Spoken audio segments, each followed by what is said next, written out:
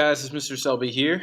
We're going to do a lesson on 3-3 slopes of lines. So hopefully a lot of you guys will remember this from when you've done this in algebra. This is going to be a little bit of a review for most of you. But the reason that we're bringing this in is because we're going to learn a little bit more about how to determine lines are parallel, perpendicular, using slope-intercept form. And then eventually what we're going to do is we're going to be able to use that to determine if two lines are parallel, and then if they are parallel and they have a transversal going through them, we'll be able to determine if two angles are congruent. So this is kind of like using, this is like a practice for problem solving that you can use later on to solve problems later on in life. You know what I mean? This is like this is a good practice for real world problem solving. All right. So let's just see if we can go a little bit through this, okay? So you use the properties of parallel lines to determine congruent angles. Now we're going to find slopes of lines and use those slopes to identify parallel and perpendicular lines. All right, so vocab slope. Actually, fun fact for you guys, slope is represented by M, like M equals slope, right? M actually comes from the Latin word montus, which means mountain, because slope is like how steep something is, okay? So that's why if it's a straight line going up and down, like a wall, that is an undefined slope. It's literally a vertical wall, okay? Whereas if it is a flat thing like the floor that you're walking on where there is no slope, hopefully you're on a floor with no slope. Not there might be some structural damage there. You might want to get that checked out. But if you're on something flat with no slope, then that is going to be no slope. Like it's going to be zero, right? It's like it's flat. You're walking on flat land, right? So essentially, slope just means how steep something is, okay? Like the steeper it is, like the harder it is for you to walk up it, the higher the slope is. The easier it is for you to walk on it. Like even if you're walking like downhill, you know what I mean? That's super easy. That's going to be a negative slope. It's going to go down and down until like, yeah. All right, rate of change. That's again how things change over usually a unit of time. Okay. All right. So in a coordinate plane, the slope of a line is the ratio of the change along the y-axis to the change along the x-axis between any 2 points in line. Okay. So as you can see right here from this first point to the second point, okay, it goes over like how much does it go up? It goes up 1, 2, 3. It goes up 3 and goes over 1, 2, 3, 4, 5, 6. So the rise is 3. The run is 6. That's where it is. 3 over 6 is the slope of this. And if you guys recognize that fraction, you know 3 is half of 6. So therefore, 3 over 6 is the same thing as 1 over 2. And therefore, the slope is 1/2. All right. So handy dandy formula for you guys to use here is that slope M equals y2 minus y1. Okay, so these would be your two coordinates right here. X1, y1 would be the first coordinate, and the x2, y2 would be the second coordinate. So you take your y2 right here, and you subtract your y1. Okay, that gives you the top number. Then you give your x2 on the bottom, and you subtract your x1 from there, and that gives you the bottom number. Okay, or a rise over run. How much it goes up versus how much it goes over. And whenever I say over, that means to the right. All right. So find the slope of the line. All right, so we've got S up here, okay? And how much does it go over to the right? It goes over 2, so that's going to be our bottom number. How much does it go up? Okay, again, looking to the right. As you can see, it goes down, so we're going to have a negative slope. So it goes down 1, 2, 3, 4, 5, 6, 7, 8. I see. So it is negative 8, because it's how much it goes down, and then over 2. So negative 8 over 2. If you guys do the math on that, that's going to come out to negative 4. But let's double check. Make sure that I'm right for this. Ooh, uh-oh. Might not be right. Let's double check. Use the slope formula. So we sub in everything. So we know that this would be our x1, y1. This would be our x2, y2. So we take in our y2 right here, negative 1. Our y1 right here, negative 7. Well, actually just positive 7. We just subtract our y1. Then we take our x2 right here, negative 1, and we subtract our x1, which is negative 3. So we get negative 1 minus 7 should come out to negative 8. Negative 1 minus 3 should come out to positive 2. There we go, negative 8 over 2, or simplify it to negative 4. Answer is negative 4. That is a slope. So somebody says, how steep is this hill? And you say 4. That could work. Try and use some units on there, though. All right. Find the slope of this line. Okay, so as you guys can see, like I said, you run in. This looks literally as straight up and down. Like, try and walk up this. You can't. You're just walking into a wall. So, whoops. Let's just go through it, though. So our coordinates here are 0, 4 right here, and 0, -3. So I always try and start as my x1, y1, the one farthest to the left, okay? And when they're both on a straight line like this, I just go for the top one first. So that would be my x1, y1, and then I typically use the bottom one as my x2, y2. All right, so use the formula, substitution, simplify, -7 divided by 0. So if you you can't divide something by 0. Like, it's undefined. All right. Yeah, can't do it. So find the slope of the line. All right. So F is going to be 6'2", okay, which is a huge height, and then G is going to be -2, -5. So G will actually be my x1, y1 because it's furthest to the left. F will be my x2, y2 because it's furthest to the right. So as you can see, I got those coordinates in there. I use my handy-dandy formula, y2 minus y1 over x2 minus x1. Substitute in my numbers. All right. Boom, 7/8. That is the slope. 7/8. It's a feisty one. All right. See, if you actually go back to this and you look at it, it kind of looks like it's like 1-to-1, right? Like, it looks like it's essentially over 1 up 1, over 1 up 1. And while it looks like that, that's actually pretty deceiving because honestly, it is not over 1 up 1. It is up 7/8. Very close to 1, but not quite. So find the slope of the line. As you can see, this is a flat line, like the floor you're walking on. How steep is it? You can plug it out and everything. But it's 0. There is no slope to a flat floor. Okie dokie. My lights went out. All right, so find the slope of the line. I'm going to stop talking for about 5 to 10 seconds. It would be great if you guys could solve this one on your own.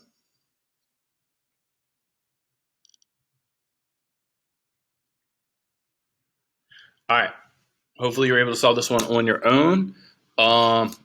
If you didn't, hopefully pause it now and do it. I'm going to go ahead and give the answer. And the answer should be -3/5. Wow, Mr. Selby, how did you get that? That's a good question. Let me show you. All right.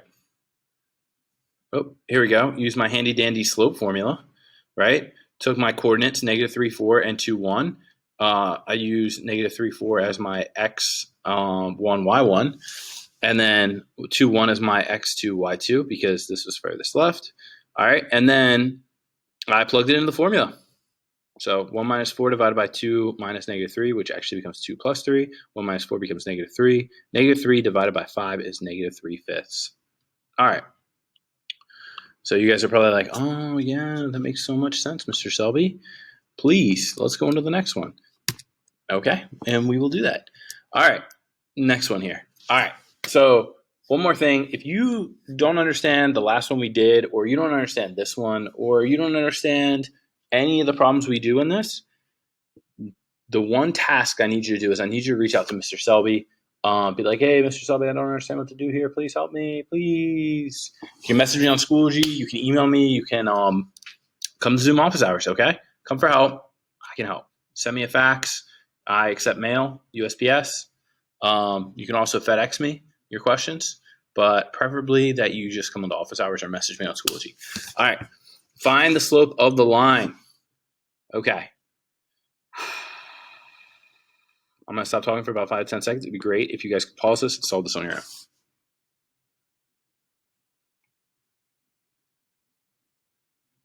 Okay, hopefully you solved it. The answer is 0.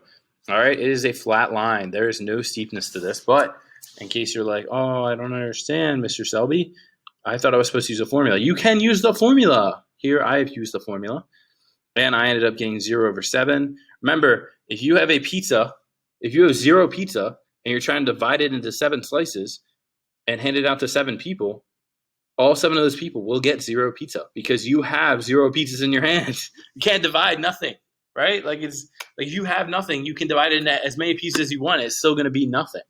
So That's geometry for you. All right, just solved that one. Ooh, another one. Find the slope of the line. So I'm gonna stop talking. 5 to 10 seconds. Hopefully you pause it. Solve this on your own.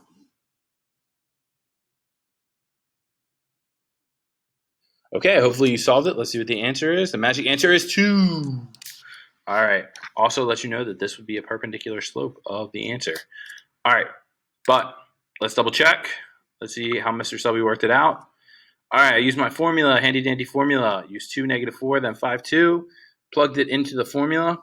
Ended up getting 2 minus -4, which becomes 2 plus 4. 5 minus 2, which ends up becoming 3. 6 over 3, which becomes 2. All right, back to it. All right, find the slope of the line. Okay, so why don't you guys take a quick second, see if you can solve this one on your own.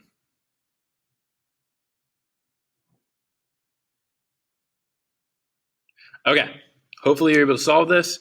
All right, it should be undefined, okay? It's like if this was like a hill and you walked into it and this is how steep it was, it would be undefined because it's a straight line, okay? Can't walk up that hill, man. That is a wall. All right, but in case you're like, oh, Mr. Selby, I forgot you said that. I did it via the formula. That's okay. Mr. Selby also did it via the formula as well. So as you can see, -3 divided by 0. You can't divide something into 0 slices. Like, that's impossible. If you have a pizza, if you have 3 pizzas and you're trying to divide them among 0 people, like that would be impossible because there's no such thing as dividing something among 0 times. So let's keep going. All right, positive slope. Again, try and remember, if you're on the left-hand side and you are walking, you walk up a hill, it is positive steepness. The steepness is increasing, all right? If you start over here and then you walk on a hill and it goes down, that is negative slope. That means the steepness is negative. 0, there's no slope. There's no steepness. Here's a straight line. You're walking on straight, normal ground, walking on the floor. Undefined, it is a wall. You can't walk up it. It is a flat wall. Good luck. Undefined. All right. Recreation. In 2000, the annual sales for one manufacturer of camping equipment was $48.9 million. Wow, that's a lot of money. Okay. In 2005, the annual sales were $85.9 million. Holy macaroni. Wow, they increased a lot over 5 years. If sales increase at the same rate, what will be the total sales in 2015? Wish I had 85.9 million. But I have a feeling that in 2015, it's going to be worth even more. Let's double check. Understand. Use the data given to graph the line that models the annual sales Y as a function of the years X since 2000. So as you guys can see, it increases quite a bit. All right. The sales increase is constant. Plot the points and draw a line through them, and the line just keeps on going through eternity. All right. Can't read what that says. You want to find where it goes in 2015. All right. So plan, find the slope of the line, use the rate of change to find the amount of sales. So use the slope formula to find the slope of line. So as you guys can see, the slope, it increases by 7.4 million each year. That's a lot. That's a lot. Can you imagine if you made 7.4 million extra dollars each year? That's a lot of money. I mean, I would probably buy another home each year. Call it Mr. Selby's geometry home. All right. The sales increased at an average of $7.4 million per year. Okay. Use the slope of the line and one known point on the line to calculate the sales Y when the years X since 2000. So slope formula, plug it in, simplify. 111. Wow. 159.9 million. Wow. For 1 year. 160 million almost. That's a lot of money. I could buy you the brand new Hummer from GM. It's electric. It's awesome. All right. Thus, the sales in 2015 will be about 159.9 million. From the graph, we can estimate that in 2015, the sales will be a little more than 150 million. Since 159.9 is close to 150, our answer is reasonable. Sounds reasonable. All right. Cellular telephones. That's always good. All right. Between 1994 and 2000, the number of cellular telephone subscribers increased by an average rate of 14.2 million per year. Holy mackerel.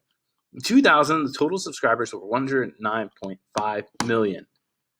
If the number of subscribers increases at the same rate, how many subscribers will there be in 2010? All right.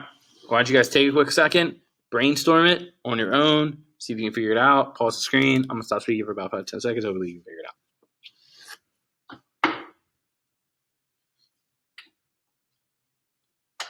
All right. Whew. Hopefully you got this answer because it is 251.5 million. That's a lot. That's a lot. So you're probably like, oh, Mr. Selby, how did you do that? Well, luckily for you, Mr. Selby wrote down how he did it. Right here. 109.5 million. That's how many started off, right? In 2000. 109.5 million. We know 10 years later is what we're trying to figure out. 2010. Okay? So 10 years, we know that it increases at 14.2 million per year. So we do 14.2 times 10. Comes out to 142 million. All right? We add that onto our base here of 109.5 million, right? Because this is how many there are right now. This is how many more we're going to add to that after 10 years. Boom. 251.5 million. That's a lot. That's a lot. All right. We're not done yet. Slopes of parallel lines. Two non-vertical lines have the same slope if and only if they are parallel. All vertical lines are parallel. All right. Parallel lines L and M have the same slope. Right? They're both 4. All right. Slopes of perpendicular lines. Two non-vertical lines are perpendicular if and only if the product of their slopes is -1. So vertical and horizontal lines are perpendicular. So pretty much whatever the slope is, if you want to make it perpendicular, you take the slope, you use the inverse. So if the slope is 114 and you want to make it perpendicular, you would use a slope that is 1/114th and then make it -1/114. Yes. Confusing sometimes. All right. Determine whether FG and HJ are parallel, perpendicular, or neither. For F, 1, -3, G, -2, -1, H, 5, 0, and J, 6, 3, which is Mr. Selby's extreme height. Graph each line to verify your answer. Step 1, find the slopes. We got to use some slope formula. Ready? M equals, oh, they didn't put it in here. M equals y2 minus y1 over x2 minus x1. Solve it. Here's what it looks like. -2/3. Boom. All right. We got to do the same thing for this one too. Y2 minus y1. 3 minus 0. X2 minus x1. 6 minus 5. Boom. 3. Determine the relationship, if any, between the lines. Ooh. Slopes are not the same, not parallel. Product of the slopes are not perpendicular. They must be neither. Just normal, everyday, average lines living their normal life. When graphed, you can see that the lines are not parallel and do not intersect in right angles, although they do create for 2 vertical angles and then 2 other vertical angles. All right. Determine whether A, B, and C, D are parallel, perpendicular, or neither. For A, -2, -1, B, 4, 5, C, 6, 1, D, 9, -2. All right. Why don't you guys take a minute, pause this, work on it, get it right, understand everything, and be great. All right. I'm going to stop talking for about 5 to 10 seconds. Give you guys some time to pause.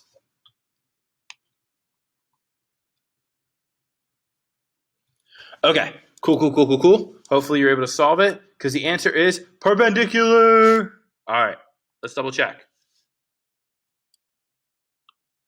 Okay, so what I've done here is I've taken AB, all right, put them in here and got the slope was 1, all right? If you need to, you can feel free to pause this and check out my math over here on the left. And then on the right, I did the same thing, but for CD, okay? And as you can see, I got the slope of -1. If you flip 1, which is the same thing as 1/1, right? And then if you flip it, you would also get 1/1. But then if you added a negative to it, it would be -1/1, which is the same thing as this other line, which means it's perpendicular. Boom. Crazy, right? Crazy. All right, use slope to graph a line. Graph a line that contains Q and is parallel to MN with M and N. All right, first you gotta find the slope. Slope formula. All right, slope formula comes out to -3/4. All right, that's what you want. That's a magical slope. Very nice. All right, the slopes of two parallel lines are the same. So you just use the same slope. All right, graph the line.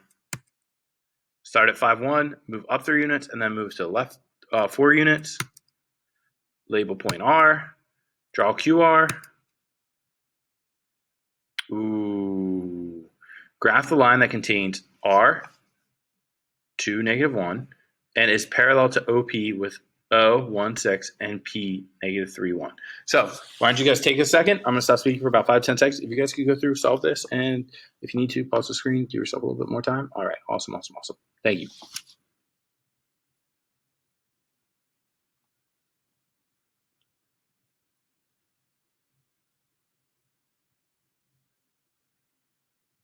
All right, hopefully you're able to solve this. I'm going to go through this right now. All right, so there's some factors in here that give it away like instantaneously that some of these answers are not it. Okay, and that would be B and C that totally give it away. You don't even need to do any math to kind of look at this. Be like, these are definitely not parallel because remember, parallel lines never cross. To C. All right, B, we're looking for a line that is 2, -1. So we actually go over 2 from the origin, 1, 2, and then go down 1. So R must be there, but it's not. It's over here. What? B is definitely wrong. Okay, even if those lines are parallel. Okay, then what we need to do is we just need to use the same slope, okay, and figure out two extra points there, and A would be the one that works. All right, and that is your lesson for the day. Hopefully you're feeling so much smarter, so much better at geometry. You're like, wow, I learned so much, Mr. Selby, great job. And I would say thank you. All right, hopefully you guys are all staying happy, healthy, hydrated, and safe during these times. Okay, don't forget to wash your hands and wear a mask. All right, hopefully everything's going well, and hopefully I will see you guys in here soon. Thanks, and ciao.